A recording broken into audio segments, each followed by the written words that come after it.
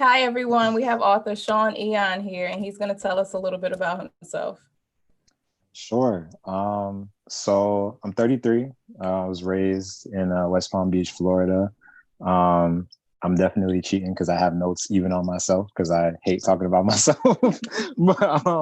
So I moved to California from Philadelphia. Philadelphia was actually where I was living on the East Coast last. So I actually just moved out here in October of last year. Just to get into the art scene and get into a more kind of like creative scene and meet some, make some connections and what have you. So I'm actually in LA right now. And yeah, I guess like the only like thing that I guess is kind of pertinent to myself in the book and what have you is like I actually went to school for recording arts, so like audio engineering. So kind of nothing that had anything to do with this. And like I've never really, went to have any formal training or anything like that with creative writing. It's just something that I was just like I've always written. So if I was writing songs, when I was younger, or writing poetry when like I first kind of got introduced to writing, it was just kind of this thing that I realized kind of looking back that was always in my life. And I was always doing it. I just never, kind of jumped in feet first. So yeah, I think I always try to tell people that because like I think it's important for people to know like you don't have to go to school, what I'm saying, to put your ideas on paper or to organize your thoughts and put something out into the world. You know what I'm saying? So yeah. Okay. And this is your first book? This is my first book. It's called The Outsider's Mind. I don't know if this is a good time to hold it up or not, but nevertheless, this is my first book, The Outsider's Mind, and it's a collection of short stories, a collection of quotes, and then it also has like a philosophical element to it as well. So, Okay. And um, what I, inspired you to write this book? um, scroll down to my inspiration section. And so as far as inspiration, yeah, I actually I was planning to move out here. I was like, yo, I'm gonna move out to the West Coast and like really, I want to be a creator full time. Like that's what I knew I wanted to do. And I was actually staying at a friend's house and I was like in between jobs. I had like already quit my last job and it was like a week until I was gonna move out here. And I actually just like started, I kind of stumbled onto like a couple like philosophy related um like YouTube channels. Mhm. And I thought it was really interesting because I just started like listening to like how they were describing these philosophers and what philosophy meant and what that really was. And I thought it was interesting. I was like, why are these guys, why are their thoughts like Socrates and Plato, these people that have been dead for 1,000 years, like why are their thoughts and their ideas so important and why are we still like kind of hanging on to them? And when I started like really looking into these guys, I was like, there's no difference between something, the way that I'm observing the world or you may observe the world versus how these guys, they were really just recording recording how they saw the world. And Okay. that was like really inspiring to me because I was like, I don't know, I always thought philosophy was this like really stuffy, what I'm saying, really academic kind of like thing where like you had to go to school for a million years to understand it or contribute to it. And it's like, nah, like these are like what philosophy really is really just you're writing down or organizing the way that you observe the world around you, how you observe people, the patterns really that you're observing. And I was like, as I'm thinking, I'm like, we like, especially like as people of color, I was like, we do that all the time. Like that, those are our conversations. You know what I'm saying? So I was just like, okay, like the only difference is these guys were putting it on paper. They weren't putting it in a song, they weren't putting it in a play, it's not in a movie. They're just writing these things down for people to be able to study and refer to later on. And that really kind of like gave me a lot of motivation and kind of just opened my eyes to like, okay, like I've been trying to put my ideas into songs. I've been trying to put them like I had written a screenplay like a couple months before then. So Right. it's like all these different ways I was trying to like, put my thoughts out there. And I was like, never thought of just writing them down, just plainly. Right. Um, so I was actually writing essays. I was like, okay, I just want to get my thoughts out there, get my way of observing the world, like try to organize it. And when I started writing the essays, just because like I had seen, as I'm like reading about these other guys, it's like, oh, they wrote essays. That's what they did. And as I was doing that, it just came across like very preachy to me. Like I was just telling people like, you should believe this, or you should like look into this way of thinking. And that's not what I was trying to do at all. So with that kind of in mind, actually, I actually woke up from a dream. Like I had already moved out here. This is in November. I'd already moved out here. I was staying at a friend's, just crashing at a friend's house. And I woke up from a dream with this line in my head of, my head hurts really bad. That's the only thing I had in my head. And I woke up and it was just like this weird thought that kind of stuck with me. And as I'm trying to think of, okay, like what, like why, like why is that sticking in my head, and what can I kind of do with that? That one line turned into the first story that's in the book, which is actually told from a zombie's perspective. And it's actually the zombie has this headache. That's how you're like introduced to this character.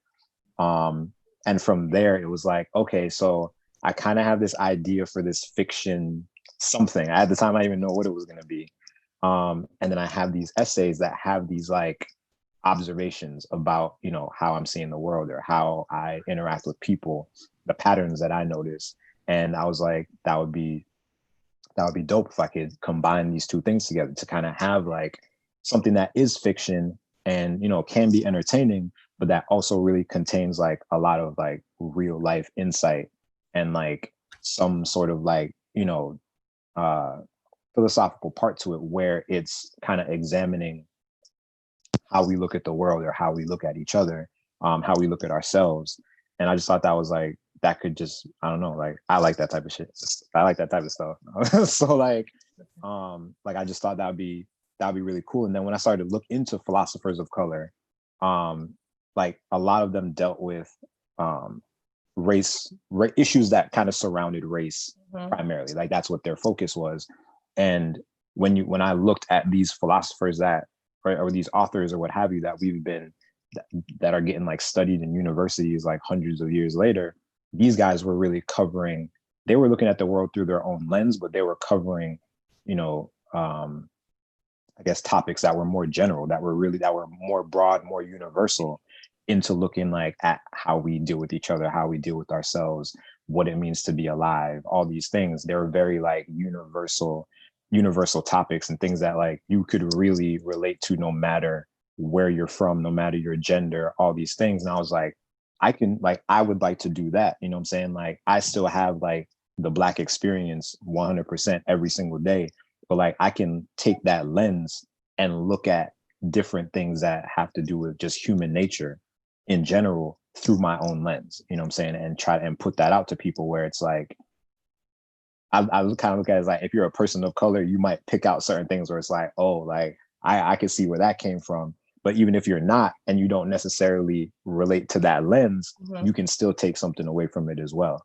So like, I thought that was like really important. So that was kind of the inspiration, just really making something where it's like, and let me refer to these notes. The inspiration was really being able to write stories that, yeah, were entertaining, but that can make people think, and that you can, you know, even at they're short stories. Like I wanted these to be like a quick read, you know what I'm saying? Like read it on your lunch break, you know what I'm saying? Read it, you know what I'm saying, before you go to bed, you know, just kind of like a nightcap, you know what I'm saying? And but to be able to walk away with something even after you put the book down, and maybe have something that you bring up in discussion to someone else. And it's not about sharing ideas to make people think like me or to enlighten people to some. It's really like I want to kind of like inspire the reader to start thinking about how they think about certain things, or inspire the reader to think about how they observe the world.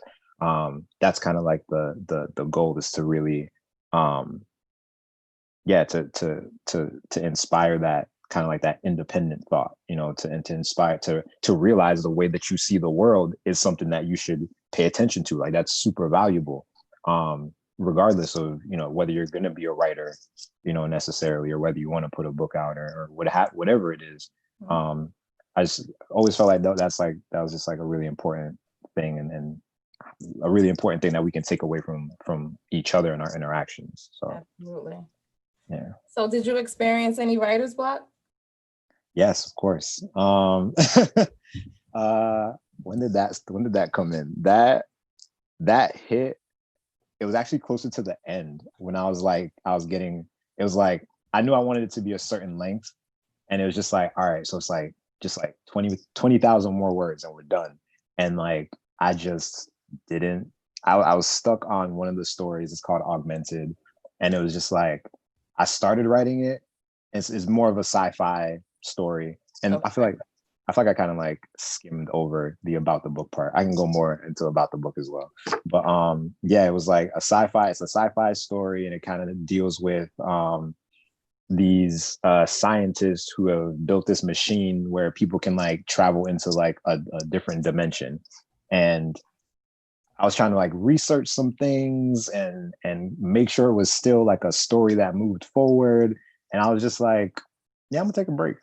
Like, like, and I honestly I think that's important as well. You know, like you can't always fight the writer's block. You know, like you can't always just be like, well, I'm gonna power through it. Like sometimes you just need to do something else. You know, focus your energy somewhere else. Go out. You know, go hang out. Like, because I know for a couple months, I mean, I was really just working my day job, and then I was writing this book, and I was kind of just um I think a big thing with any writer is you always have to kind of hold on tight to your like your own experiences. Like you kind of have to like always be able to be like, oh, what was that conversation I had with so and so like 2 weeks ago? Like you want to refer back to those things, or damn, what did so and so say? Like, or what did they do that one time? Because like that would be so good to put into this.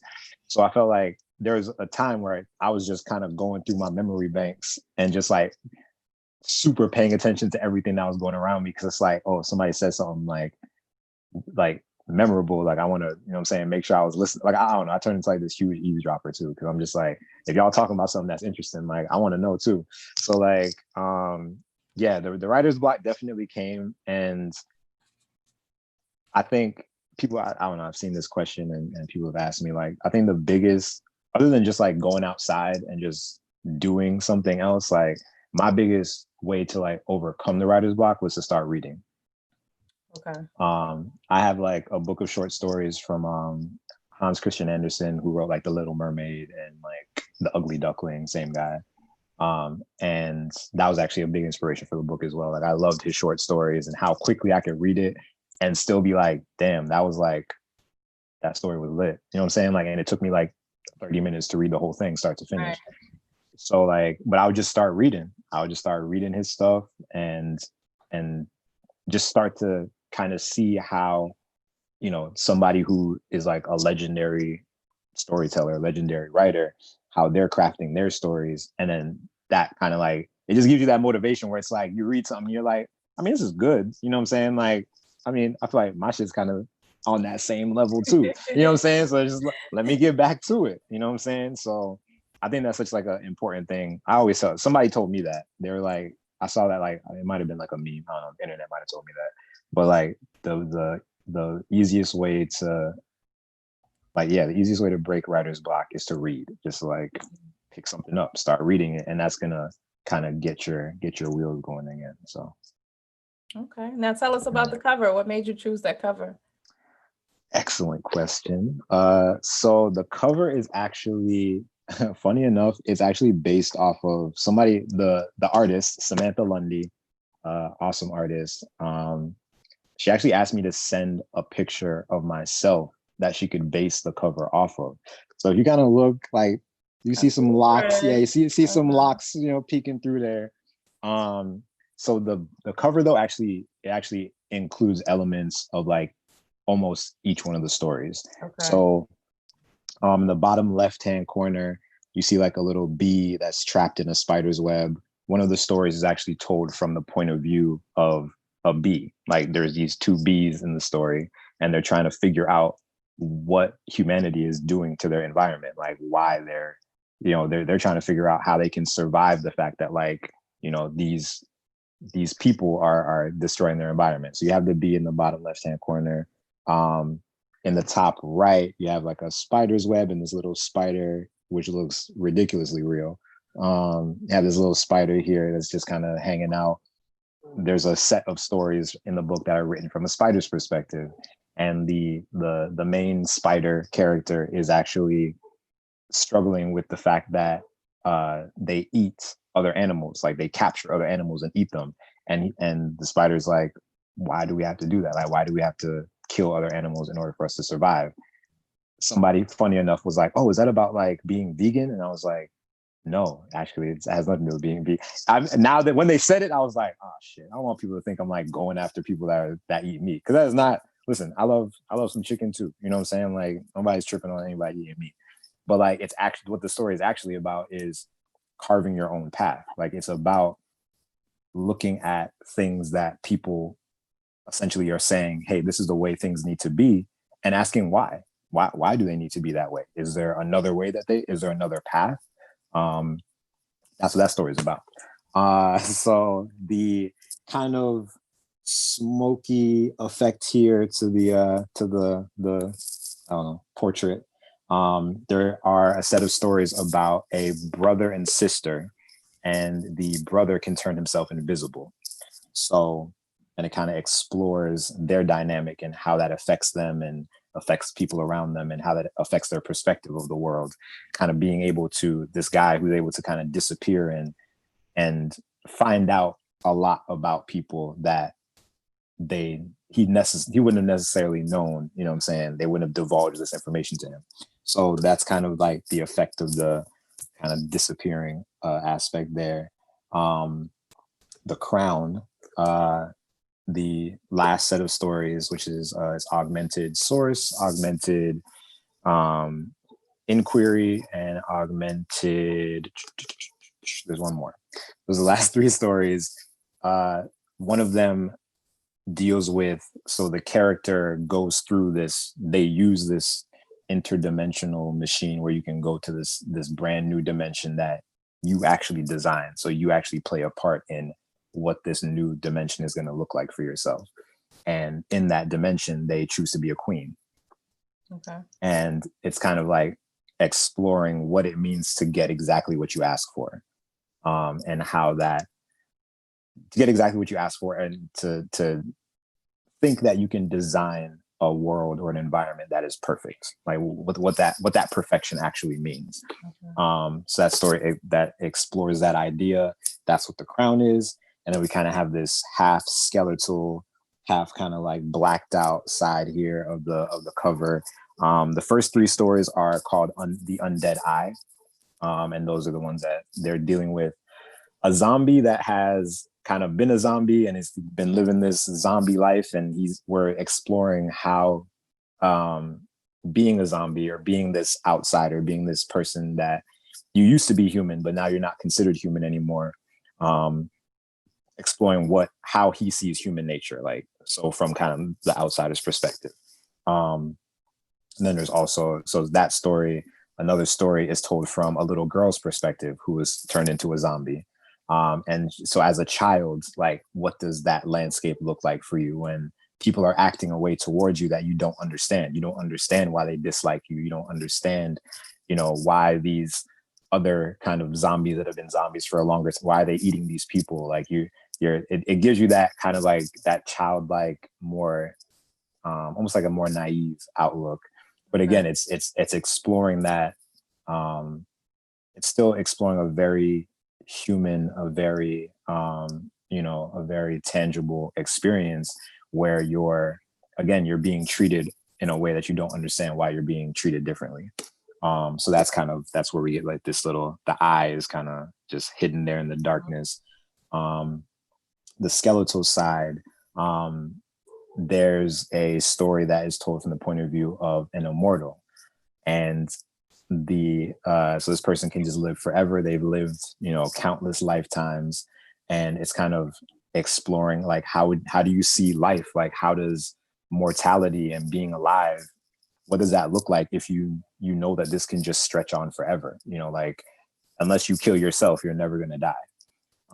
So we kind of explore that in the book as well. So then you get like this kind of like skeleton that's still alive but kind of dead. And so that's kind of where the cover came from. People were telling me like the cover looks scary and like it's like a horror book. And it's like, no, it's definitely not. This just happens to be like different elements that all kind of go into the stories. just so you can, it's basically like a visual representation of like everything that you're getting inside. So yeah. Nice. And where can we purchase your book? So this is available in a lot of places. So my website is on my t-shirt. So SeanAeon.com, SeanAeon. It's available there. You can get, so there you can get, actually sign all the books. If you do get one through the website, I sign it and it's addressed directly to you.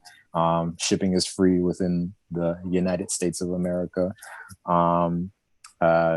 You can also get paperbacks through Amazon. So if you have an Amazon account, you can just jump on Amazon. And then ebooks are available through Amazon as well, just like through Kindle.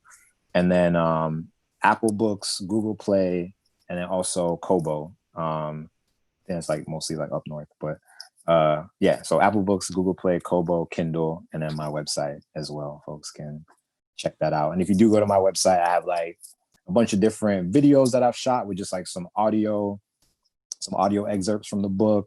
I have like quotes and stuff posted up there from the book. Yeah, so just like different, some stuff about me on there, not too much, but yeah, just so you can definitely check the website and kind of get like more of an idea of, what you'll be jumping into. Yeah, you can pick it up. Okay. And how long did it take you to finish this book? So started writing it in November of last year, and I ended up wrapping it up around, it was May of this year. So November, I don't know how many months it is. I should have counted. But yeah, so November to May. And I was really like trying to push it because I was like, okay, it's like COVID, people are in the house, like hopefully they're, like folks are looking for things to do, different types of entertainment. If you done watched all of Netflix and Hulu already, like you might want to pick a book up. So I was really like trying to like push it and get everything together. A friend of mine, Amy Cleveland, she edited the book for me. And she's like a writer, like professionally as well. So like, yeah, I was just trying to push and hope and get something out to where, not knowing that COVID was going to last the whole rest of the year, but yeah, so it took that amount of time. And I just really tried to, I think it's really important. Obviously, it's like maybe everyone knows this, just like give yourself, little small goals, what I'm saying? Like, even if like right now I'm trying to write at least 500 words a day.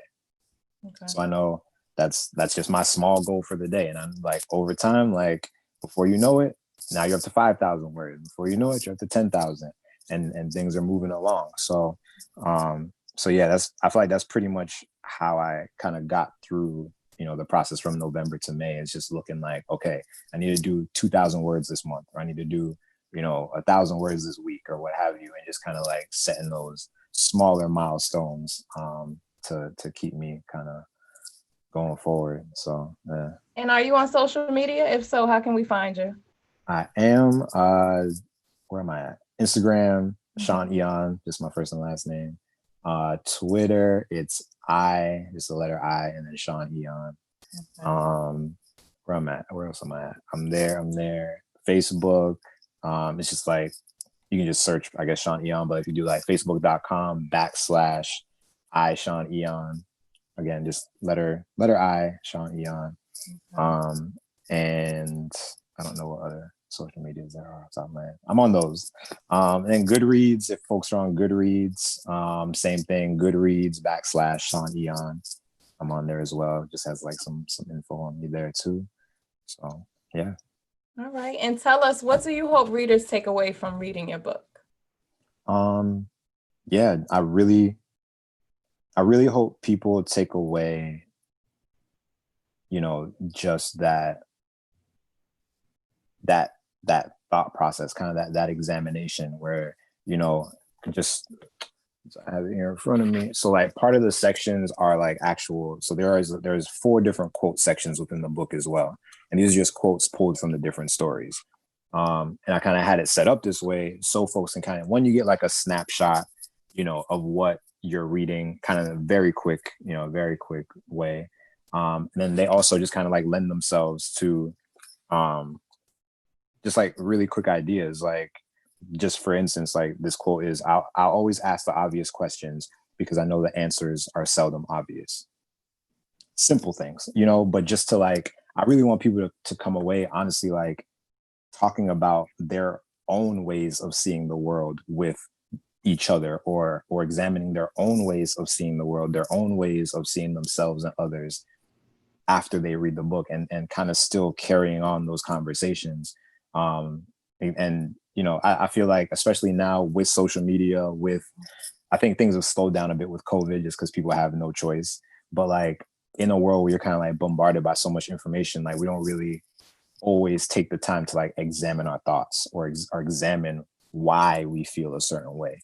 Like it's very like reactionary, you know what I'm saying? So like I would like people to kind of to come away with that a little bit more like a heightened, you know, I guess like a heightened appreciation for just like how they see the world, how they see other people, how other people may see them, and just like seeing what that means for how they approach different situations.